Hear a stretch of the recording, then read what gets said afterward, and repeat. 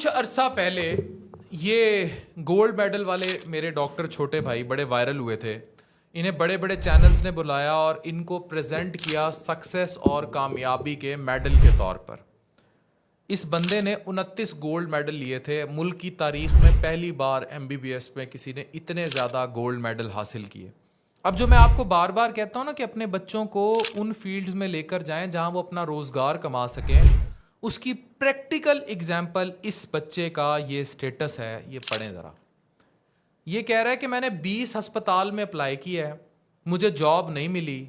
Situations job की ये है कि 99% सिफारिश है और 1% मेरिट है।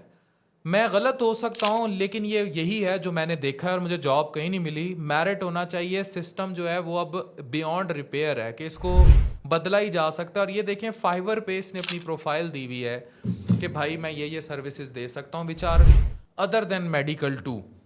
तो मुझे सिर्फ ये बताएं कि अगर 29 गोल्ड मेडल लेने वाले बच्चे का ये फ्यूचर है, तो वो जो करोड़ों रुपया दे के प्राइवेट मेडिकल कॉलेजेस में पढ़ रहे हैं, जो चाइना रशिया मेहनत कर रहे हैं, उन बेचारों का क्या मुस्तकबिल होगा। मायूसकुन वीडियो है ना ये, मायूसकुन बिल्कुल नहीं।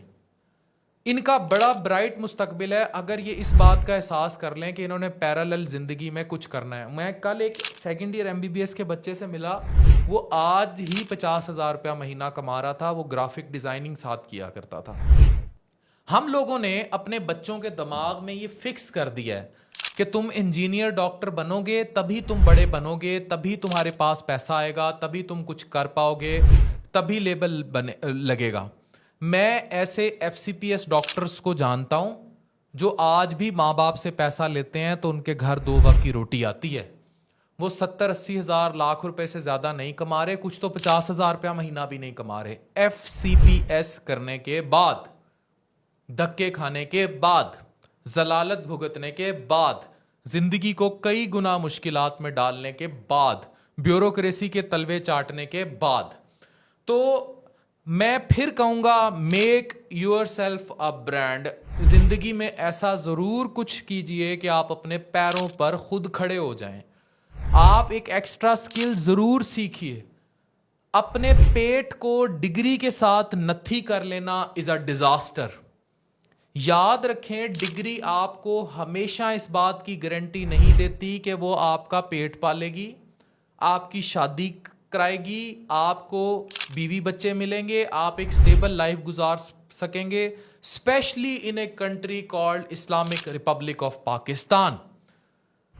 ये जो डिंकी वाला जहाज डूबा था उससे भी ज्यादा तेजी से डूब रही है, और जिस गहराई में टाइटैनिक पड़ा है उससे भी ज्यादा गहराई में हमारी मौशियत भी है, हमारे मौशरती इकदार भी हैं, हमारे अरबाबे इख्तियार जिस हिसाब से इस मुल्क को जिस तरफ लेकर जा रहे हैं, वो गिरावट भी टाइटैनिक से ज्यादा खतरनाक है, उसके नीचे गिरने से ज्यादा खतरनाक है। तो आप मुस्तकबिल की गारंटी डिग्रियों के साथ नथी करके नहीं दे सकते। Technically, logically, physically it's not possible.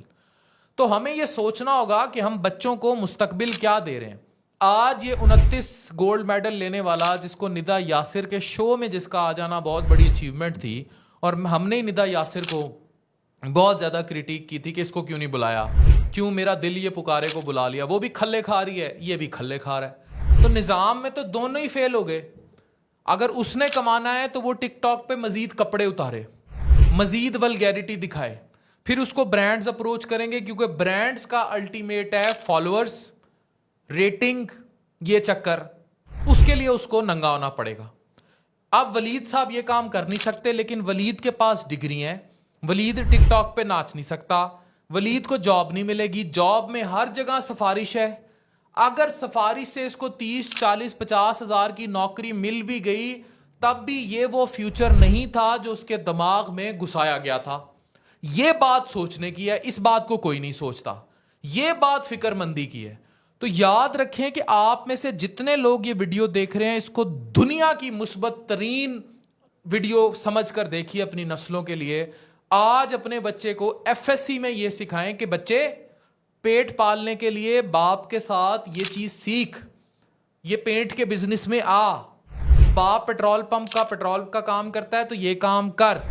बाप साथ ये काम करता रहा था तो ये काम कर, इससे रोजी आएगी, डिग्री तुझे पढ़ाएगी, बाशऊर करेगी, तालीम जरूर हासिल कर और आगे चल के उसी में एक्सेल कर। लेकिन जब तक निज़ाम और सिस्टम ऐसा है जो तुझे 2 वक्त की रोटी नहीं देख सकता तो डंकी नहीं लगानी। लीगल तरीके से मुल्क से बाहर जा सकता है तो चला जा, नहीं जा सकता तो साथ ये ई कॉमर्स, आर्टिफिशियल इंटेलिजेंस और ये सब कुछ कर। मैं ये बात बरमला कहता हूं कि आज जो हमारी नौजवान नस्ल पैदा हुई है, जो बच्चे हैं, ये बड़े होके वो जॉब्स और नौकरियां करेंगे जिनमें से 80% का वजूद आज एग्जिस्ट ही नहीं करता। तो खुद सोचें कि आप अपने बच्चों को क्या मुस्तकबिल दे रहे हैं, कैसा दे रहे हैं, और ये निज़ाम कब तक। डॉक्टर अफान कैसर, साइनिंग ऑफ।